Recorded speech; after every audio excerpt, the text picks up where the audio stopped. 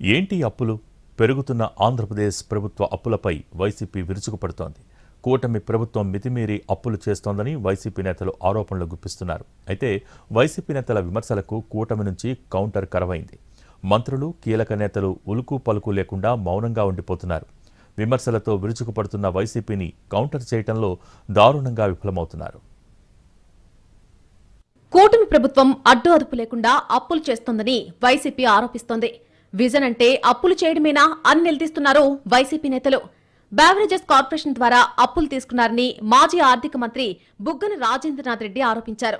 Bonds అమ్మి 5,750 కోట్ల అప్పు తీసుకోబోతున్నారని చెప్పారు. సంక్షేమం కోసం వైసీపీ ప్రభుత్వం అప్పులు తీసుకుంటే టీడీపీ, బీజేపీ, జనసేనలు తప్పుడు ప్రచారం చేశాయని మండిపడుతున్నారు. తమ సర్కార్ దిగిపోయే నాటికి రాష్ట్ర అప్పు 7,21,918 కోట్లని కూటమి ప్రభుత్వం తేల్చిందన్నారు. అందులో 3,90,247 కోట్లు అంతకుముందే టీడీపీ ప్రభుత్వం 2014 నుంచి 2019 మధ్య చేసిన అప్పు అన్నారాయన.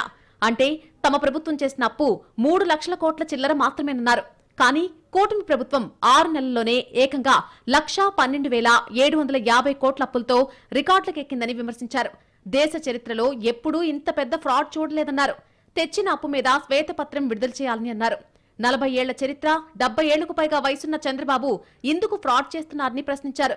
ప్రశ్నించడానికి పార్టీ పెట్టాన్న పవన్ కళ్యాణ్ ఇప్పుడు ప్రశ్నించడం మానేసి ముసిముసి నవ్వులు నవ్వుతున్నారని బుగ్గన రాజేంద్రనాథ్ రెడ్డి ఆరోపించారు. మీ ప్రకారంగా మీరు లెజిస్లేటివ్ కౌన్సిల్కి ఇచ్చిన ప్రకారంగా మంత్రి గారు కేశవులు గారు 3,07,000 కోట్లు 12 జూన్ 2024 అంటే మేము దిగిపోయేటప్పటికి 6,77,850 కోట్లు. ఇంకా నిజం చెప్పాలంటే మీరు గ్యారంటీ లేని అప్పులు కూడా మీ ప్రాంతి బ్లాంక్ పెట్టినారు, ఖాళీగా నింపలే. అది నింపితే ఇంకా తగ్గుతుంది, తెలివిగా నింపలే. దాని కూడా ఒక 30,40,000 అది కూడా తగ్గుతుంది. కానీ మీ ప్రకారంగా చూసుకున్నా కూడా 6,77,850 కోట్లలో 3,07,000 కోట్లు తీసేస్తే ఎంత అండి? మేము చేసిన అప్పు 3,71,000 కోట్లు. 3,71,000 కోట్లు మేము అప్పు చేస్తే దాన్ని అప్పు అప్పు అప్పు శ్రీలంకం చేసి మీరు 1.5 సంవత్సరంలో 2,66,000 కోట్లు చేసి మీరాండి చెప్పేది? ఇదో మీరు చెప్తే సంపద సృష్టిస్తామని చెప్పి రాష్ట్రాన్ని అప్పుల కుప్పగా మార్చారన్నారు మండలి ప్రతిపక్ష నేత బొత్స సత్యనారాయణ. 18 నెలల్లో 2,66,000 కోట్లు అప్పులు కూటమి ప్రభుత్వం చేసిందన్నారు. కానీ దేనికెంత ఖర్చు చేశారో పాలకులు, అధికారులు చెప్పడలేదని ఆరోపించారు. వైసీపీ హయాంలో ఏపీ మరో శ్రీలంక, బంగ్లాదేశ్లా మారిపోతుందని ప్రచారం చేసిన చంద్రబాబు, పవన్ ఇప్పుడు ఏం సమాధానం చెప్తారు అంటూ ప్రశ్నించారు బొత్స. ఆరోగ్య ఆంధ్రను అప్పుల ఆంధ్రగా మార్చేస్తారంటూ కూటమి ప్రభుత్వంపై విమర్శలు చేశారు. 18 నెలల కాలంలో 2,66,000 కోట్ల రూపాయలని ఈ ప్రభుత్వం వివిధ రూపాల్లో వివిధ రకాలుగా అప్పులు తెచ్చింది. ఏం చేశారు, ఎవరికి ఇచ్చారు, ఏం పోయింది ఒక శ్వేతపత్రం కానీ లేదు ఏ విధంగా ఇది ఖర్చు పెట్టారు అని చెప్పమంటే దానికి